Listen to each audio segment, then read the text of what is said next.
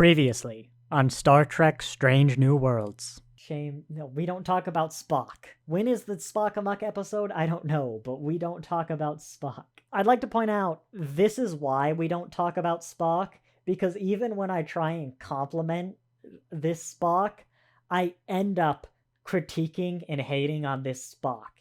And that is why we don't talk about Spock. No.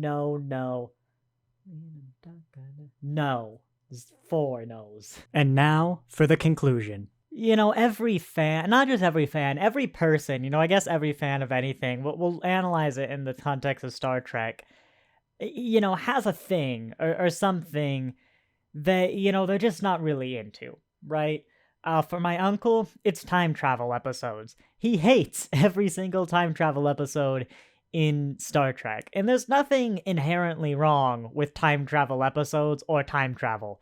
Like, he loves Back to the Future, you know? It's just for him, and, you know, a lot of people, but for him, the time travel in Star Trek is never done right.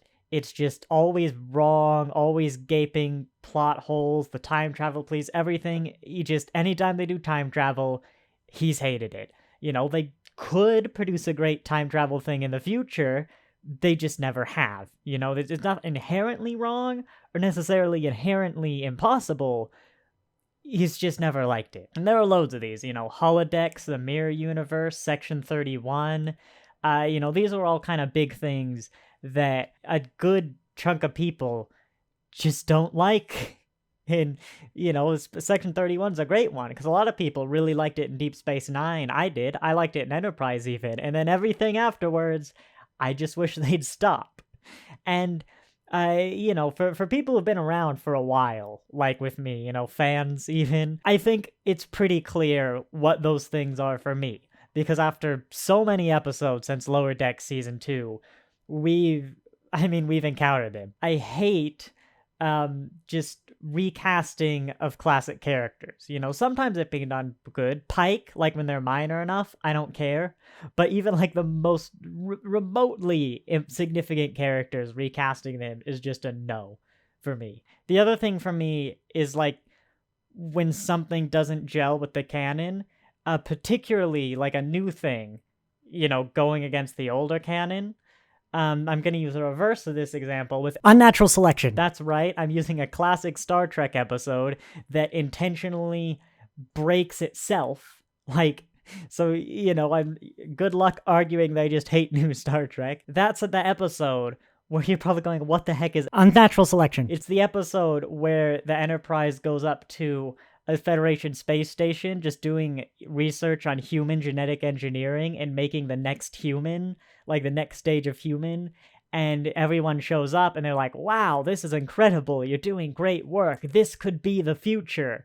When, of course, shortly after that episode, the ban on genetic engineering was established, and not only is that like the most highly illegal thing the Federation could possibly be doing, probably beyond even the Prime Directive, every single character on the Enterprise D should have reacted to that situation like it was a Nazi concentration camp, because that's how they react to genetic engineering in the future. And it's broken for me, even those most minor things, because the universe doesn't work. And another big personal thing, you know, going real zooming in, is Ethan Peck's Spock.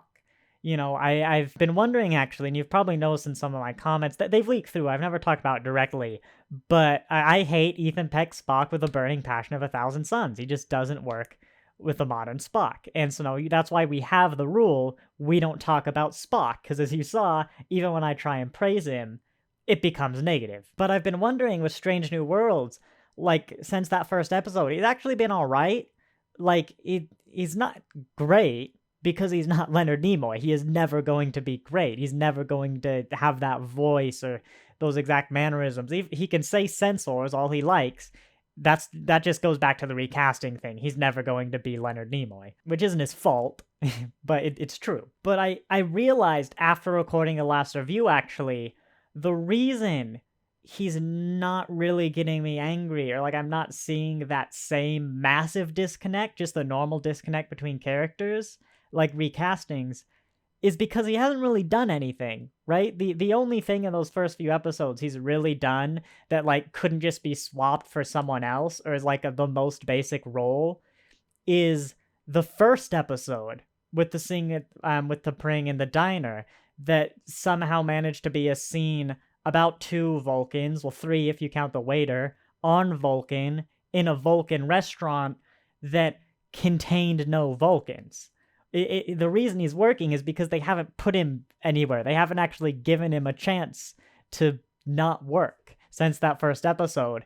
And that first episode infuriates me. That scene infuriates me because it's somehow even worse than Discovery's Spock. And so that brings us, as we've all expected, to Spock Amok. Because, you know, I'm here, right? I go into these episodes like, maybe it'll be good, but there's judging a book by its cover, and then there's judging a book by the back cover, which has the description of what's in the episode. And the description, the description, like, here's a summary of the book, is a bullet point list of everything that doesn't work for me, that has never worked for me in the past. And I look at that picture as soon as I saw it, and I went, we're not doing Picard anymore. I'm trying not to swear, bring it down to This Strange New World, which doesn't do those hard swears. But yeah, there's judging the book by its back cover. I honestly, I've talked before, especially in Picard Season 2, I do not want to be the reviewer that sits down and, like, shouts and complains at things all the time. When I say you've done this wrong, I usually will go, like, and here's how you could have done it better, or something like that. Like, I get the problems, I acknowledge that from scratch, I would do far worse, and anyone can just improve something that's already given. I'll berate a bad episode if it's like just, hey, if there's a random really bad episode. I will attack episodes with real world moral problems because that's wrong. Discovery Season 2 is the worst season of Star Trek ever made. It's the worst season of television, arguably next to Flux. I don't want to have to sit and compare them, but the second season of Picard is the only bad season of Star Trek because of that. Because it's actually does bad to the world. It's morally bad. And that's the root cause of the we don't talk about Spock rule. As I wanted to address my feelings towards Spock in the first review, because I think that's important, like, as a review, knowing that I absolutely hate a main character and why, that's important. But I don't want Strange New Worlds to become every single week I just sit here and shout about how awful the new Spock is. That doesn't make a better world. That's not good. That's not productive content. And so I decided early on, I'm going to acknowledge it at the start. And, like, maybe if there's a real big Spock episode, I'll go into it. But other than that, we do not talk about Spock. I honestly don't know what this review is going to be. There's a very strong chance it is just the scene by scene, and, like, this intro at 10 minutes now is longer than the rest of the review. It's probably going to be a very careful skirt around everything that is not Spock. I'm going to try not to make this an angry rant. I mean, like, that room, Spock's quarters, looks really nice in that thumbnail. It might be like 10 minutes of that, and then the review is done. But I honestly think I would skip this episode. Like, for the first time, really, because I know I skipped Picard, but I know I'm going back to it those last 2 seasons, and that was for moral problems. This is the first one I'd skip because I don't think it's going to be morally bad. I think it is going to further just slaughter the dead corpse of autistic representation that Episode 1 murdered. See, this is what it is. I don't want this. I don't want to be this. And, like, we can do it every now and then for, like, ironically enough, Time Amok, the Prodigy episode. I was real harsh on that one because I did not like it and I didn't think it worked. And, that was the one around the 9 other amazing episodes. But, this one's gonna be interesting. So I guess I'll see you at the end of this. Or maybe I won't. Maybe it'll be a clip of me saying, this is where I gave up, and then we're just done. That's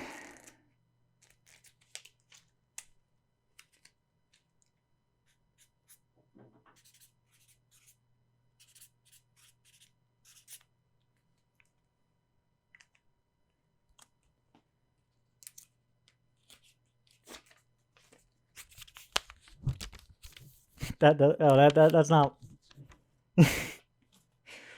I knew that wouldn't go well, but I didn't realize that doesn't stick at all. Yeah, I sometimes I'm surprised. Today we talk about Bruno. Now, let me be clear, right? There you go. Now you can definitely see it. That episode, no, that wasn't a perfect episode, right? That episode had problems. That episode had two of the problems that I said it would have. But that episode did not have the problem, I hate Ethan Peck's Spock with the burning passion of 1,000 suns. And that episode was enjoyable. I like to say that I come into these open, like, often I don't expect to like certain bits, but I do come in, like, if it's good, I'll change my mind. I think today I've proven that. There we go. Oh, I wrote on the back of the sticky note. Yeah, that works. Yeah, that was definite. Okay, fine. We won't do the gag. That was not the episode I was expecting. Like, obviously, it was a pretty heavy Spock and T'Pring episode, and it did feature Spock and T'Pring, but especially with, like, the Amok time scenes, I think most of us were expecting something like on Vulcan with their relationship, some sort of conflict, the anger. I don't know, but we weren't expecting that. I was expecting Spock to fight Spock, I think, because I caught earlier they had an awful edit in the trailer. I don't remember if I said it out loud. I can't remember, but that wasn't too surprising. But, how many plots did this have? We had the Spock and T'Pring relationship. We had the Spock and T'Pring switch, the alien guys, the bingo, Chapel, and I'm gonna count M'Bangle. And actually, all of those plot lines I have problems with. Even M'Bangle, but I'll give it. That was the best one. That was my favorite, the M'Bangle plotline. And him taking off his hat is a problem, but not the one I was counting. I think he had it back on. I don't remember. 6 plots today. This is gonna be another long one, isn't it? Let's start with Spock and T'Pring, right? This one, I'll say this one's probably gonna be the most negative, but I think it's still good, because, like, I still think Spock, like, Ethan Peck did a good job as Spock by and large. I have complaints, but not too big and nothing new. I do have a lot of complaints with Vulcan, though. Like, they were much more logical, which I like. How they do Vulcan relationships is still awful, like, especially if it's not, like, I wouldn't even complain if it was passionate, if it was Vulcan, because, like, they're very human in their relationship, like the kissing, all that stuff, being in bed together, cuddling like that. And there are more types of relationships than that. Like, Saru and the Vulcan president is more Vulcan than that relationship. Spock's dad, Sarek, and Amanda have, like, loads of great, cute, passionate, like, finger-touchy things it's very clearly deep love. Passionate love. But it kind of feels like writers, a bunch of non-asexual writers, but not even beyond that, like a bunch of writers with one specific experience and type of love, which is valid, but not the only kind, and not realizing it. Then again, you had Chapel, who was kind of in, like, a casual, I'm pretty sure, sexual relationship with someone, so, like, I mean, they had different viewpoints. It's just that's not at all the direction I think they should have gone with the Spock into T'Pring one. But T'Pring is actually a Vulcan. I think she's the worst representation of a Vulcan we've seen. Like, I think I can understand it from their rule of the Vulcans highly valuing that interpersonal relationships, right? The problem is that's not Vulcan. It doesn't really make sense. And even their arguments, like, am I the only one who was entirely on Spock's side the entire episode? Like, he had a meeting to go to, which, like, they knew about. Spock and T'Pring knew about this meeting, and then the aliens randomly burst in and were like, we're doing it now. And, like, he has to, like, what does T'Pring want? Like, I'm sorry, Captain, but my fiance is in for the next few days, and I'm gonna have dinner with her? Like, I'm sorry that this Federation changing, defining thing isn't good enough for you. It's like, what if this falls through? Like, in the Klingons invade again. It's like, well, T'Pring, I'm glad we had our dinner, because now we're gonna go to the Klingon slave camps. A separate slave camps, of course. You'll never see me again. Like, yeah, it's important to prioritize the relationship or it's not going to work. I haven't seen my partner in a month. I'm not going to for 2 more weeks. The only reason I saw them a month ago was because I had to go for an interview. It was 8 weeks before that. I've gone longer. I've gone like 4 months without seeing them because I'm in this college dorm. What? Like, if it's an ongoing thing, if Spock, like, isn't making the easy steps to take time with T'Pring, yeah, sure. But this is a case where Spock definitely is in the right here. And T'Pring's like, oh, well, I sat here not doing any work when you were in the meeting, when I had important work to do. Okay, well, why?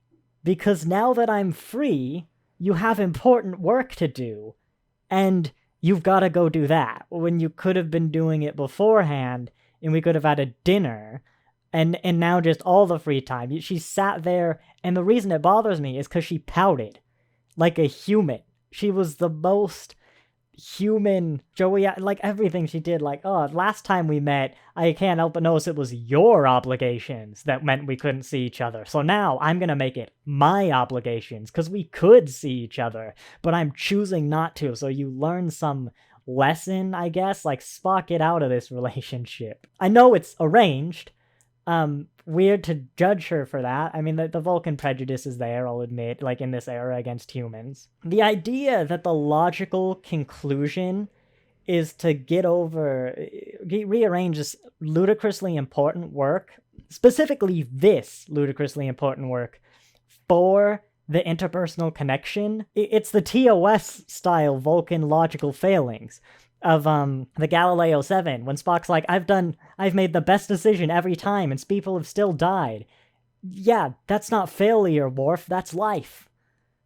Like, what?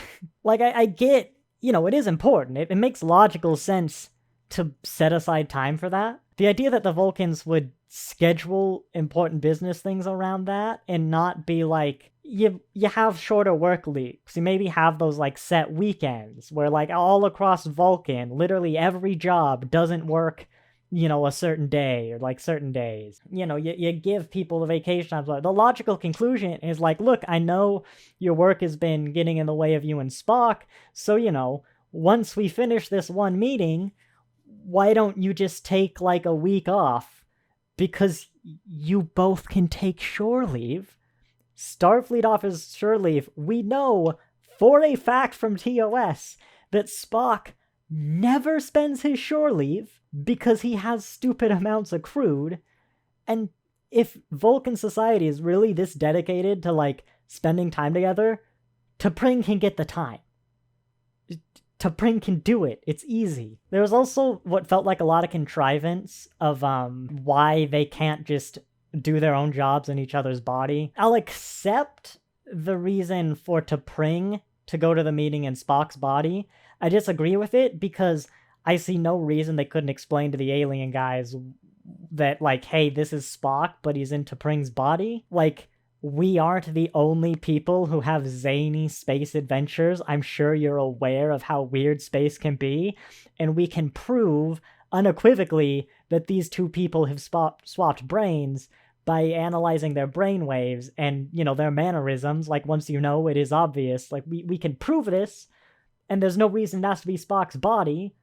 Pike's just assuming that, but okay. There is the chance they won't accept it. What I don't get is T'Pring, because Spock and T'Pring's body is dealing with him, and why can't Spock is T'Pring say, we've done this ritual, we've accidentally swapped bodies, T'Pring has to do the meeting in my body, and so is indisposed, like explain that situation. Can we just do this in like an hour? You know, this is important to T'Pring, I recognize that, but we can't actually do it right now. The only, dare I say, logical conclusion is to reschedule? Like, is there any reason this can't be done later? The Enterprise is in maintenance. It's not like they're leaving immediately after this. Which plotline do I want to do next? Let's do the, Uhura, no, not Uhura, Una and Leon plotline with the Enterprise bingo, right? That was an interesting one for me, because, like, I feel I'm not the where fun goes to die kind of person. Yeah. I feel I'm also, like, I wouldn't do any of those things. That lift thing, I don't know. That might be a fun thing, but I'd get bored of it kind of quickly. Like, even they were like, but it's, I don't know. That one's kind of weird.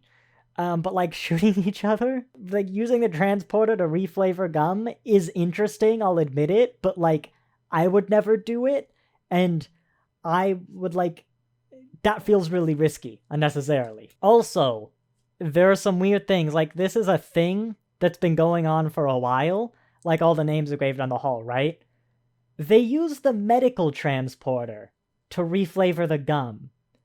The medical transporter that can't be used because M'Benga stores his daughter in it in the very chair that Leon is sitting in. Now, you may say that's what the power line from like that one episode was, that, you know, when Una learned about it and they fixed it. I think that was a very poor explanation anyway, but okay, I'll admit that. I'll allow that, like, she's got some separate pattern buffer or whatever. They've been doing this for a while. This means that Enterprise cadets, like, sure, not all of them use the real transporter, but, like, surely they use the medical transporter for a reason. Why is that kid still alive? It's also that those are logged. I admit maybe people wouldn't check them, but you think, I don't know, like, that would show up. Shooting people in the halls. Remember in the motion picture, admittedly in the future, when alarms go off when phasers are fired?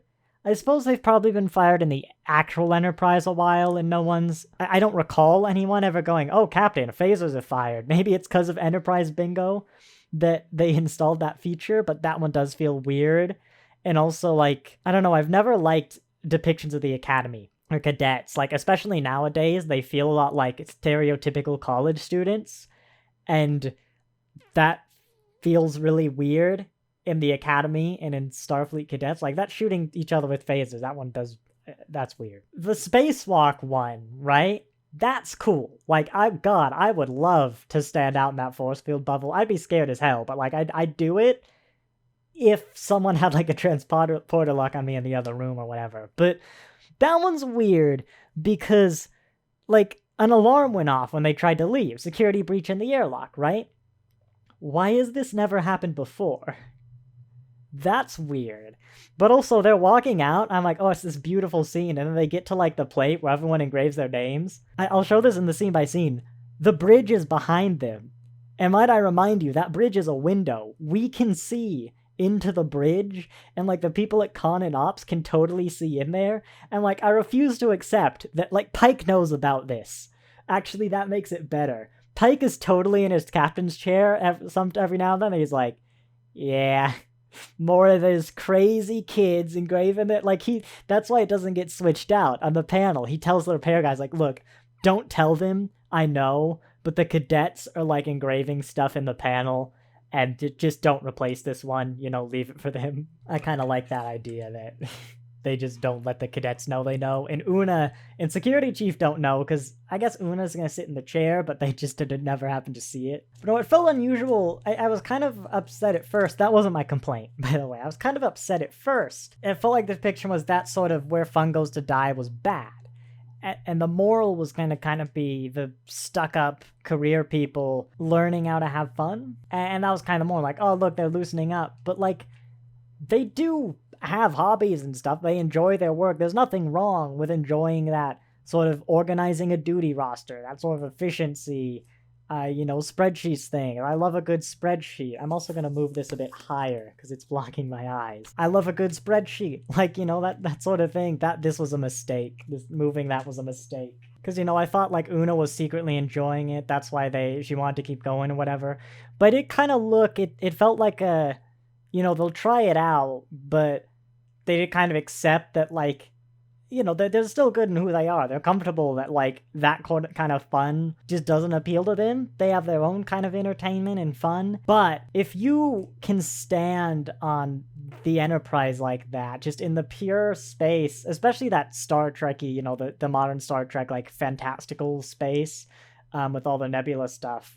But if you can stand there and not be in awe, like, especially as the solar sail comes, whatever, but just in general, just not be in awe on that, you have no right to be in Starfleet. I'm not even sure you have a right to be here, like, in this universe. Just, like, yeah, no, I did enjoy that plot line, all in all. Let's move on to Chapel and Ortegas. Chapel, I like the, when the modern Star Treks do a casual, just casually having more liberal and newer ideas in the personality and relationship senses. I mean, the exact opposite of what I just complained about with T'Pring, where, it doesn't have to be everyone, but I liked Chapel just kind of having some guy that, she just goes with for, like, sex or relationship. There's a word for this. A friend with benefits. I'm pretty sure that's the word with it. Can you tell this is not my world? But I like that depiction, and then just Ortega's just like, it's just normal. Like, she doesn't bat an eye. Like, yeah, all right. It is certainly interesting development getting her to the point where, I mean, you could argue somewhat problematic, where she's kind of the big, confident person in Strange New Worlds. Very different to her TOS appearances, where she's, like, just kind of head over heels for Spock. And I'm not sure if submissive is the right word. There are a lot of times watching this episode where I went, I really feel like I should have done my research, which is, like, watch all of TOS, because there's a lot that's like, I feel I remember this, but not is, like, a fact, and kind of, it's hard to say how does this gel with TOS when I have an admittedly fuzzy recollection of a lot of the finer details in people's personalities and stuff. But you can kind of see how she's getting to that place where she's really fallen for Spock. And part of that is just, like, the 60s mentality, like how they treated women and stuff. Like, you could say it's Strange New Worlds having this Chapel is the same thing as, there was something I forgave real recently. I feel that'd be a great example. I don't know, we'll go with Enterprise having a female captain, and contrary to what TOS said, that's the example I'll use.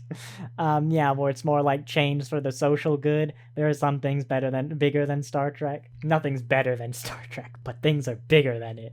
There's the bit at the end where I don't know if this was intentional. I'd be kind of surprised if it wasn't, given how, like, accepting this thing, like, this show has been towards sort of the kinks and atypical romantic stuff. Just how do you fail so much with T'Pring? But I'd like to clarify, that kind of relationship can exist, T'Pring and Spock's, just not in T'Pring. But there's the end where, what's the exact line? Ortegas is talking to Chapel. Maybe she's like, maybe you might want to talk like that, be like that with the next person. Then she says person. And Chapel's like, what? And she just looks like, honest. Basically, I'm looking at that and, like, she's clearly flirting. Ortegas is clearly flirting with Chapel here. And Chapel leans back and goes, it'd have to be the right guy. And that's what she says, it'd have to be the right guy. And Ortegas just does a little, like, oh. Like, she kind of falls a bit. Like, she's still putting on the same face. Like, her eyes and her mouth a bit go like, oh, it's not me. I have no chance. Like, it's like when I learned that people saw Garak and Bashir as a gay couple, as a couple, not just a gay couple, as a couple in general. I was like, where the heck did you get that from? And then I watched Deep Space Nine on my rewatch, much more aware of myself and a bit older, just more aware of romance stuff. Was I dating Alex at the time? I can't remember. But then, like, the very first scene when Garak talks to Bashir, I'm like, oh my god, that Cardassian wants to... We're not gonna swear. That he wants to F that doctor. Like, oh my god, he's exploding with sexual energy. I'd like to point out, when in season 7 when Picard and Beverly had that mind share thing and they talked about each other's feelings, their feelings for each other, my reaction was, wow, that came out of nowhere. I don't know how I got with Alex either. But I felt like it's weird because this is a character I feel I don't really know Ortegas. I didn't even know her name in the last episode. Like, I could recognize it if I heard it. That's why I know it now. But yeah, like that felt like a lot for a character who hasn't really had their episode yet. But go watch that scene again because Ortegas 100% wants to get with Chapel. Honestly, I kind of want to watch it too. I think the last plotline left is Mbangle, who I call him Banga. No, I call him Bangal a lot. It's actually Mbanga. I don't know why I picked up Mbangal. I think Bangle, Bangle. I think that's a word. I've heard, so that's why I'm picking it up. But it is Mbanga. I'm autistic, very bad with names, like calling Una or Hura. That's something I'm gonna mess up a lot, but I do try. It's Mbanga. I loved his personality in this episode. Just kind of want to going fishing, his like hat, just getting into it. Like, don't take off the hat.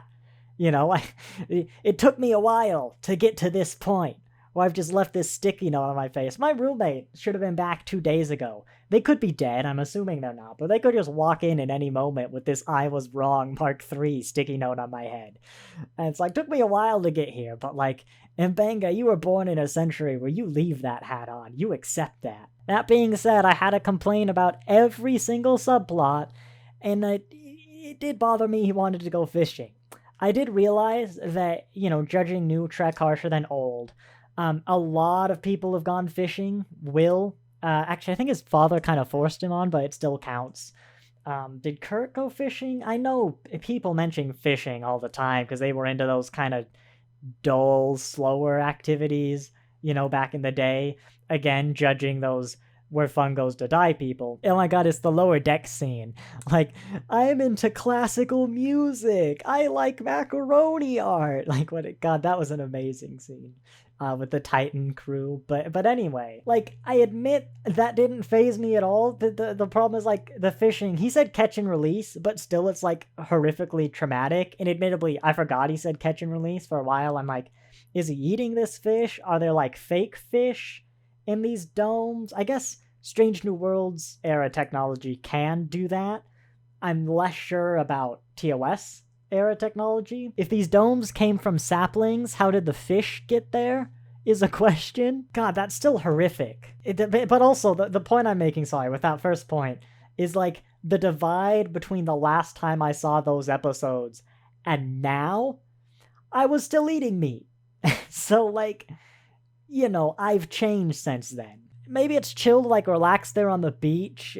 Not the beach, just, like, on the deck. Just kind of sit there in the calm, appreciate the nature. I get that. It's why I have gone fishing before. But, like, the actual fishing bit, I get maybe the want for something to do, but honestly, just have, like, a bob. Don't have the hook. Just have, like, a ball on a stick. Don't be there to catch fish. Like, fishing is awful. And it's horrific. Even the catch and release. Like, I guess you could be arguing there's some super sci-fi thing, like, that just, I don't know, the fish lips get stuck to the bowl and you reel it in and throw it back, but even then, it's horrific. It's hard to imagine, like, a Starfleet person into that. We no longer enslave animals for food purposes. Nicely done. But no, there was still a lot of it to enjoy. There were some good moments. I didn't hate it. Like, that's amazing. And this was a Spock episode in which I did not hate Ethan Peck's Spock. I hated he slept with T'Pring. I hate that, they're still just having him meet with T'Pring. Like, they're building their own storyline. But Time Amok, an episode that, admittedly, I think is kind of overrated. Like, it's good, but it was overrated. It's just ruined for me.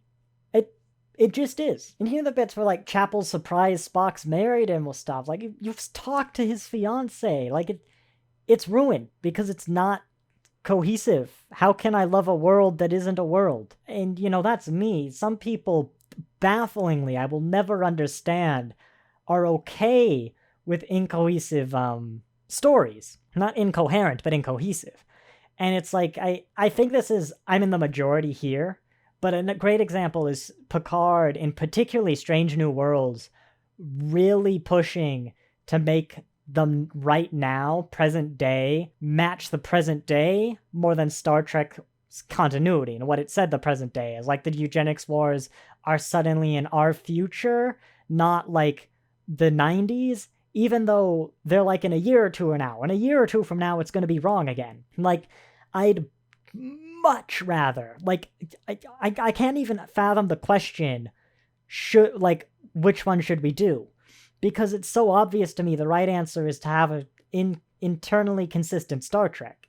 Now, recognize it's not entirely a modern Star Trek problem. I think it started in Voyager, who would do those time travel episodes in the 90s to the middle of the eugenics wars, where things looked pretty good. Like, I don't see the research shortage in future tense. I always confuse them. It's the one where... It's any of them. The one where the Doctor gets his holographic emitter, I'm pretty sure. His mobile emitter. I'm happy it was as enjoyable as it was. I'm also a little bit mad, because, like, I kind of thought I would have more time today. I did not expect an hour, 20-minute review. But, yeah, I don't know when this is going out. I have a lot to do. Tomorrow, probably today, when you're watching this, is the last day of the quarter. So, I got some stuff that has to be done, but we'll see how things go. Maybe you'll get it early, but remember, next week's episode will be delayed. I think you'll see why. I'm pretty confident you'll see why, but yeah, it'll be delayed. So yeah, let's just jump straight into the scene by scene, where this is almost certainly going to fall off, and I'm just going to accept it at that point, because I do a lot of turning. I skipped the previously on. I did the 15 seconds until it looked like it was done. Way better. Had no idea what was coming in this episode, but it started with a clip of Leon or Ortegas or someone, and I was like, oh, that's weird for a Spock episode. Hang on a minute, we're skipping these, and it just don't have them. I've been thinking I should go and edit them out when I get the DVDs and just watch those without them previously on. This dream sequence is very interesting, because for one, they had the da da da da da da da da da da, the best, music to ever come out of Faith of the Heart. Alright, I'm not gonna finish that quote because I can't promote Faith of the Heart hate, but, the best music to come out of Star Trek. I just won't tell you which one. Nice, but kind of weird to get confirmation this is the Starbase One from Discovery. I guess we need a newer, even bigger Eagle Moss model. They sell the domes separately. You could just attach them to.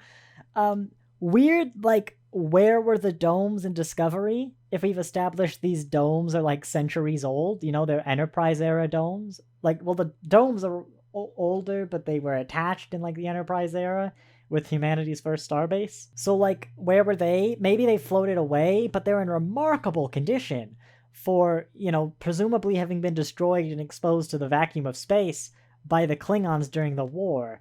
Because we didn't see them. They weren't in... Heck, I don't think they were even in Starbase 1 when it was intact. I'm pretty sure we saw an intact Starbase 1, yes, from the distance, and I know the domes were in the original plans, because I've read the Eagle Moss magazines, but they weren't in the show.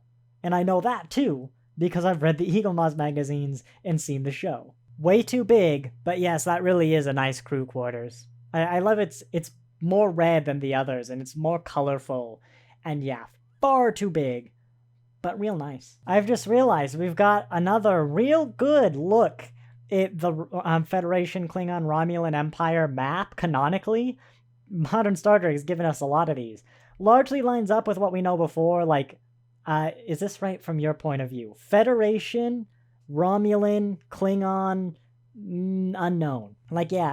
It feels a bit weird, I don't know, I guess it's 23rd century. There's a lot of Klingon outposts in Federation space, according to this map, which is weird. The neutral zone's unusually huge, but at least it does largely line up. And, I mean, are you telling me that the original series gave us any kind of map? I wonder if this is consistent with Discovery, because we saw a map of Discovery with the Klingon and Federation borders. I wonder how consistent that is. Oh, God, there's my big complaint. Right. Again, I feel the twist is pretty obvious. It really bothered me. I'll go through my progression.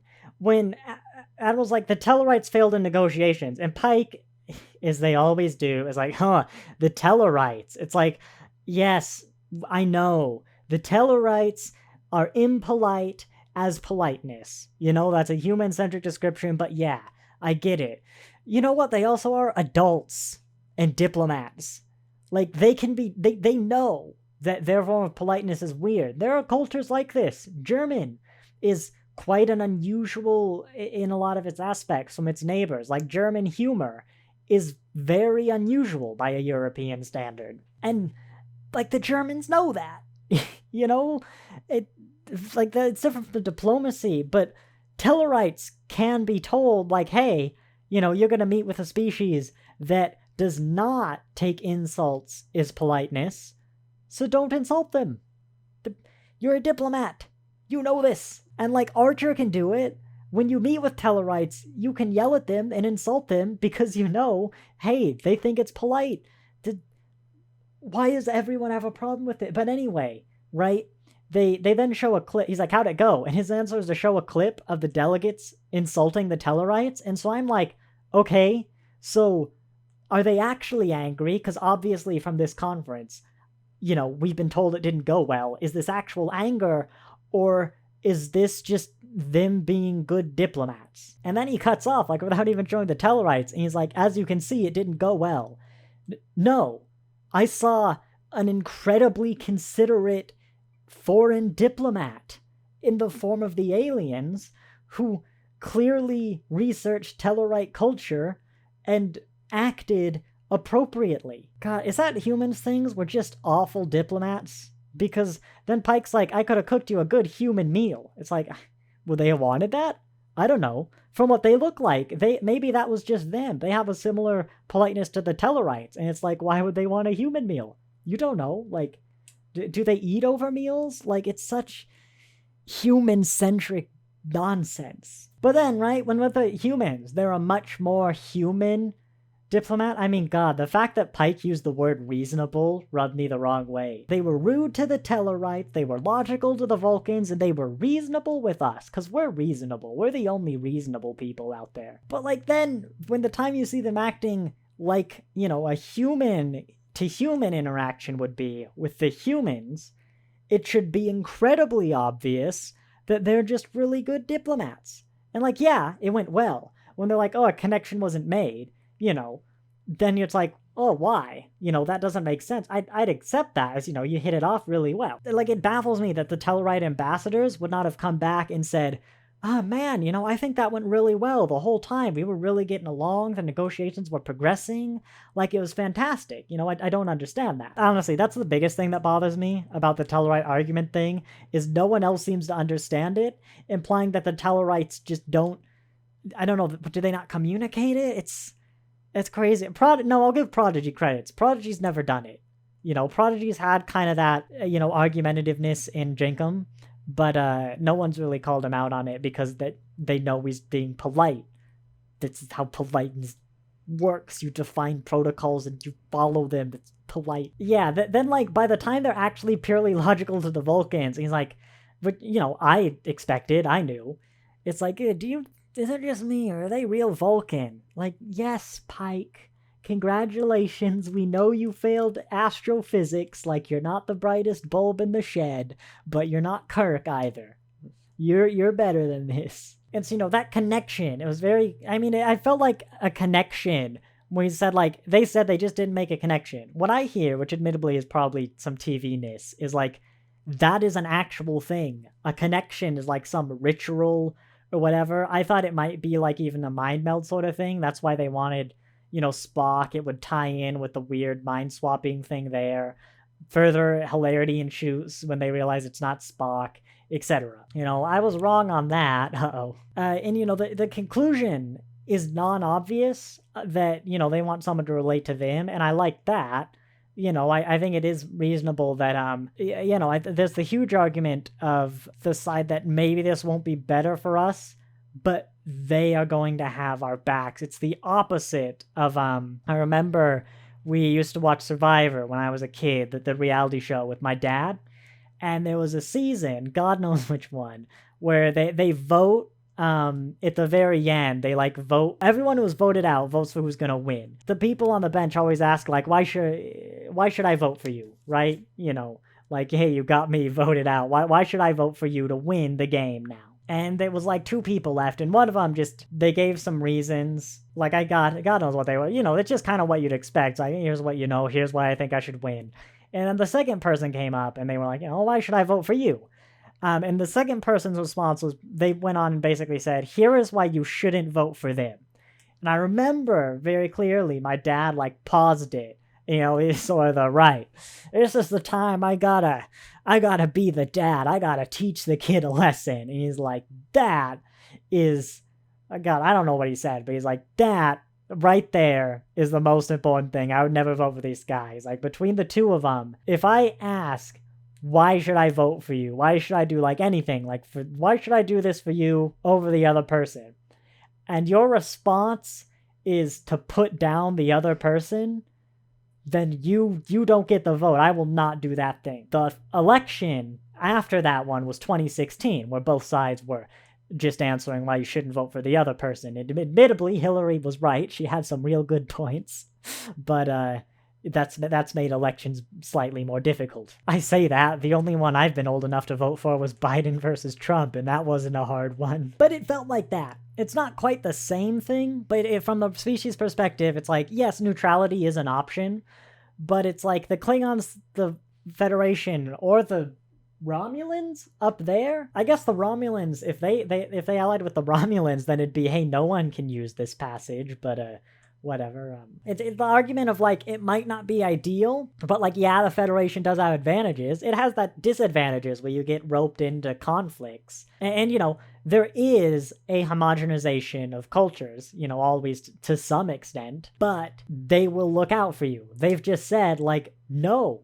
like you probably shouldn't join us. And that being an argument to join the Federation in itself, like, yeah, 100% agree with that. And yeah, he's absolutely right that they didn't even, like, vaguely study this culture. Because I suppose otherwise they would have realized that, hey, this culture really, really, really values, I forgot the word, saying so many reallys, looking at both sides of the viewpoint. I'd be a great ambassador for this culture. Guk, I love it. I imagine my fans must be so confused, or even the new people, where it happens whether I praise or critique Star Trek, but we'll go with a critique. When I critique modern Star Trek, and I imagine it's like usually someone I've never seen before, comments, and like, oh yeah, this was awful, and like they build off of what I said was awful, like further explaining why it was awful, and I reply with a like incredibly fervently defending it because I think their point was like garbage, or it was that like yelling, just hating it for hate's sake. Like, I always imagine you're so confused, and even when I praise it, someone will then go like, oh yeah, I also love this bit, and usually I'm like, nah, that bit was pretty bad, and here's why. Like, you must be so confused. I rarely, if ever, settle on definites. My mother gave up asking the what's your favorite questions ages ago.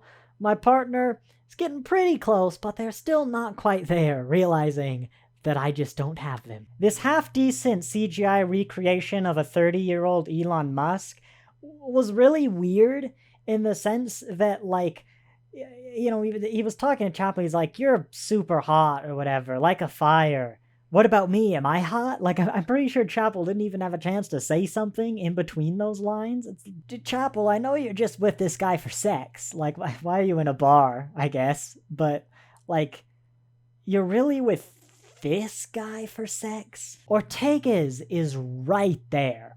The replicator can make a lot of things if it's a matter of the right parts. Like, you have better options. Yeah, younger, right? Like, Elon Musk is kind of old, isn't he? Like, you know, in his 20s, 30s, a bit more angular, you know, a bit less fat in the cheeks.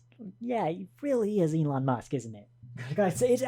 I look over, this guy looks more like Elon Musk than Elon Musk does. Every time I look over, I'm like, oh my god, that's just Elon Musk. Oh, Where Fun Goes to Die is an awful nickname. That's not a nickname, either. It took me a while to figure out that it was actually talking about Una. I'm like, is this the upper ranks? Like, what's going on here? Like, That's awful. What did Una think? It was like the fun funeral for fun or whatever? That's a better nickname. It's still not great, but the cadets did an awful one. No, I refuse to accept it, right? When I saw this scene, I was like, what? Why are there two kids like breaking into the airlock, right? And then the Boolean, who just has their stripes painted on and not an actual divide, which was weird.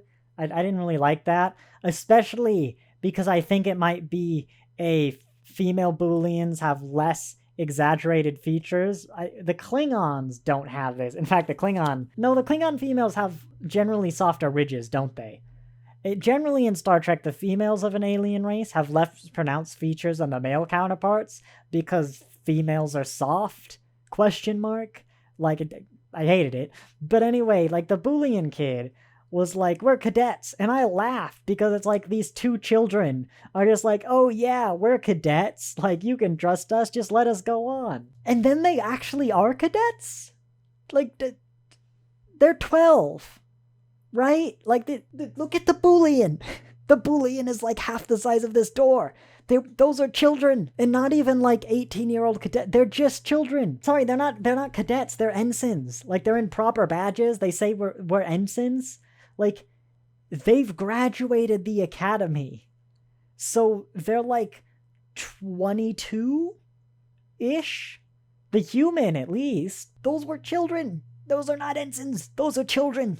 Where'd they even get spacesuits that fit? I know Tuvok mentions that, like, you know, they can filter the fumes, whatever, from, like, candles and stuff out, at least in Voyager.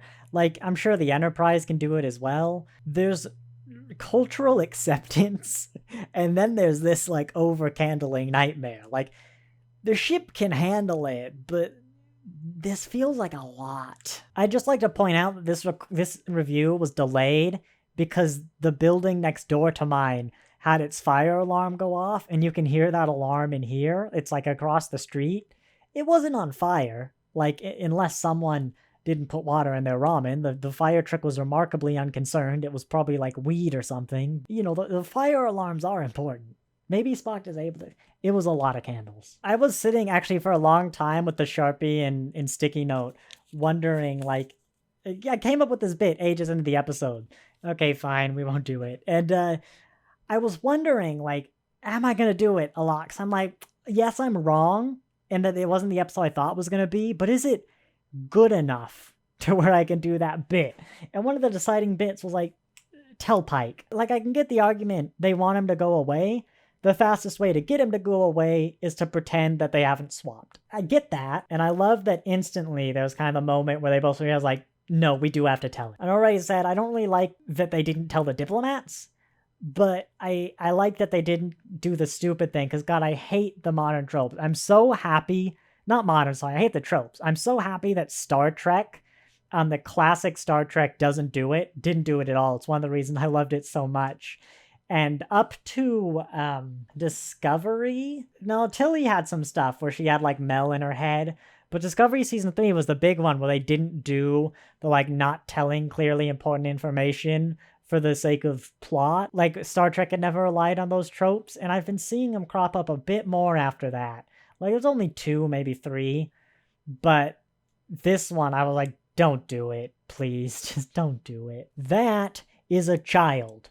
Like, not even in the sense that you're 17, you're still a child. Like, no, that person is an actual child. Like, they're preteen at best. Yeah, and that was weird. It's, again, modern Star Trek does this a lot, where it has people who I generally would find is rather un-Starfleet in Starfleet. Like, maybe it's a limitation on how I see Starfleet, and, like, anyone, basically any personality can hold those Starfleet values, but it's like being eager to play bad cop, especially for, like, these ensigns when you know you're gonna let them off, but, like, in any case, is not something a good person does. Leon was eager, and Una was too, she didn't get it, was eager to make that ensign just cry in in an interrogation room as she was shouted at. If you want that,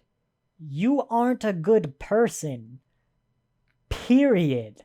Like, no. Una, you might say, was overly soft. I would say she wasn't bad.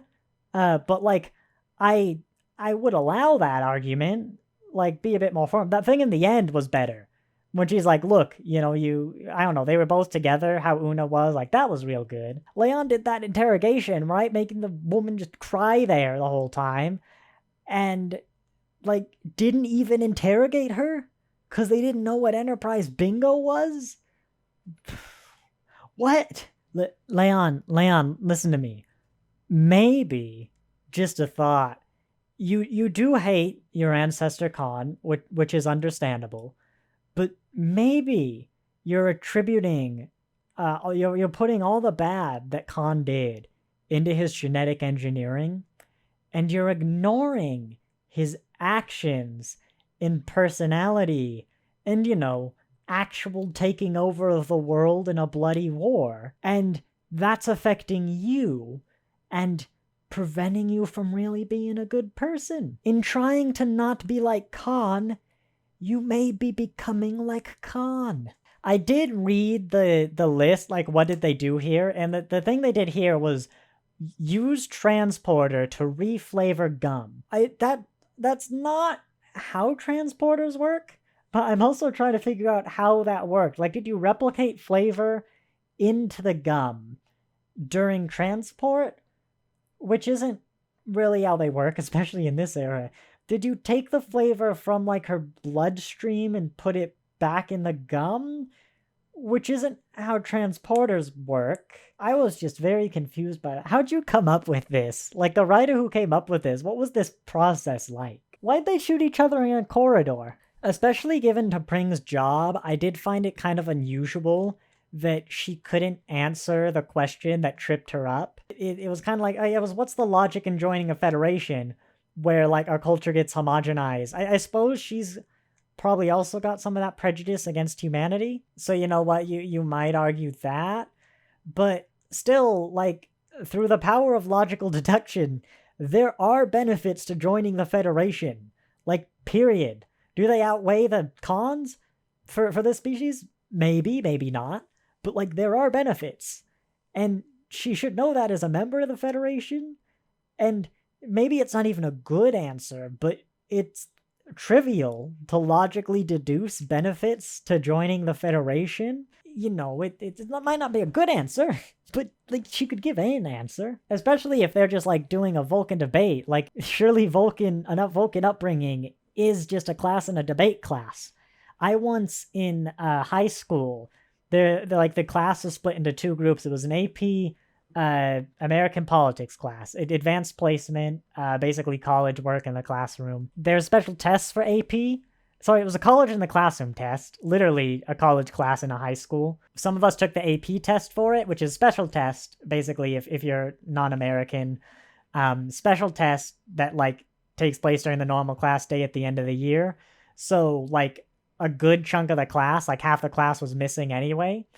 And so for this project, it was like a fake Supreme Court, one of the court cases, one of the famous ones. We basically had to research it. Two of the people from the two groups, of which like half of us are gone for the testing for like this whole project, present it. And then there's like 7, 9, how many Supreme Court justices are there? Chosen from the students who like weigh in on the case. And so I wasn't there for any of the prep work. I was doing AP stuff. And then on the day we presented the case, the speaker for my group, my half of the class, wasn't there. And so we had to, point up someone else. And I was chosen for, let me just say, a court case that I had no idea what was on. We were supposed to present for the whole hour. Like, they gave me 5 minutes to go over the notes or something, like maybe even 2 or something, because they knew the weird situation the teacher did. And then, like, I had to present a side that I knew nothing about, aside from that brief overview of, like, notes, that the entire class was against my position, and I was against my position, and I still won through just debate, logical deduction stuff. I haven't done any debate club or anything like that. Like, this is also the day that I learned I have incredibly powerful powers of persuasion, and I have to be incredibly careful about how I use that in the jokes I use. I also once accidentally got the class to elect Samuel Huckleberry III is a fictional Supreme Court justice, and among other things, he had the immigration policy of denial, deportation, and death camps. I'm persuasive, apparently. But yeah, T'Pring's been plucked straight up from the pre-Enterprise era. Like, she's more human than any human I know. Oh yeah, there was another bit where Ethan Peck didn't work as Spock for me. Even T'Pring is like, having met him, punching him was logical. No, there's no world in which that's logical. Actually, hang on a second. I remember Tuvok once really judging humanity with an alien species about the need for prisons and incarceration, but just prisons in general. Now, I don't know if this is a burn on Strange New Worlds for violating Vulcan canon, or just a burn on Voyager for being up its own ass. But it's probably both. There was a bit early on, I've skipped it. I think it was the advice Chapel gave Spock, is that if T'Pring has problems with your humanity, you need to show where you relate to her on a Vulcan level, which for one, doesn't really make a difference because might I remind you that this marriage has been arranged. But also, no, that's not the advice. Do you want me to translate the advice Chapel gave? Chapel's advice was, if T'Pring cannot accept an aspect of who you are, you need to show off your other aspects that you share with T'Pring for this relationship to work. Do you want me to run that through another translation? If T'Pring cannot accept who you are, you should change yourself for T'Pring. Yep. Then again, look at the transformation Chapel's made from Strange New Worlds to TOS. I suppose she did change herself. I know it doesn't make a difference, because this marriage is arranged. Maybe Chapel knows that, in her not knowing that Spock is engaged in the future. If your partner cannot accept who you are, then you dump that partner. That's how it works. Might I point out that this relationship ends up failing. Oh, from the contrivances, though, I do want to highlight that it does give you still, like, the enjoyment, the good scene where Pike kind of defends Spock as, like, a highlight to, like, what makes the Federation, to make Starfleet great, which is, I guess, the whole Federation now, but also to T'Pring. And it's telling T'Pring, this is why your husband is worth it, sort of things. You don't see the value in your husband. This is what, this is the duty. This is what your husband does when he's away. It was a real nice sort of double meaning scene. It's like he's talking to the ambassadors, but really he's talking to T'Pring. Really well done. I also owe an apology to this scene in the trailer where you see the big ship fly across the Enterprise, where Una and Leon are standing on the Enterprise.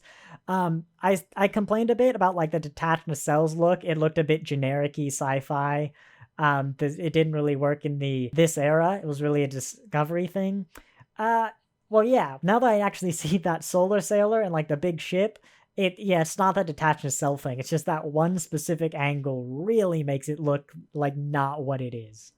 Also, they had that Federation flag prepared, and they moved real fast for a solar sailor. And also, Eagle Moss must be sitting there going, oh no, not another one. This is where that plate is, and right here is the bridge. I think you might even be able to see the tops of, like, the consoles in there. Like, there's a crew on the bridge maybe not right now, actually, if they're docked, but, like, you can totally see this panel. And, like, you can't see the writing on the panel, but you can see the, yellow and red right here. So this is the face when Ortegas says you should be honest with the next person, right? This, like, it's me face. This is what Ortegas does after Chapel says it would have to be the right guy. Yeah. Ortegas is really upset that Chapel said guy in that scene. Honestly, so am I. Because Ortegas isn't a guy, not because you can't be straight. I should probably clarify that. The problem isn't that Chapel's straight, it's that Chapel should really be with Ortegas. So I guess is the problem that Chapel's straight. And yeah, an hour and 22 minutes exactly. I was wrong. You know, I thought this episode was going to be bad. I didn't say it was going to be bad. This is why I don't claim it in advance. But yeah, I was wrong in that it was not at all what I thought it would be. Not even as Spock heavy. And Ethan Peck is not Leonard Nimoy. I know there's a lot of things about his Spock I don't like, the directions the writers take him in. None of it is Ethan Peck's fault. Like, it's just not his job. And you know, even if he was perfect, he's still not going to be Leonard Nimoy. Like, he did great, is T'Pring in this episode. But even what T'Pring says, like, now that you know, you can see the minor differences in our mannerisms. Like, yes, despite being pretty similar characters, both those actors can do the other one really well. Just the slight changes in their, like, voices. Because obviously, it's Spock's voice, but it's the way it's said. It's T'Pring's voice, and vice versa. And it's that same thing with the people, Leonard Nimoy and Ethan Peck. Like, it's why I just don't think you should ever recast actors, because even when they're the classic ones, because, like, even when they're perfect, it's not worth it. This is why we don't talk about Spock, because we always kind of insult it, even when we compliment him. After this, I'm sure we're going back to our we don't talk about Spock rules, but yes, this was the day we talked about Bruno. It was pretty good. So thanks for watching. I'll see you next week. It should be next week. After I move out of this and before my graduation, I will have literally nothing else to do but these videos. So, hey, I also won't have this computer, but, I'll have a laptop. That's not gonna be fun. Thanks for watching, and I'll see you next time.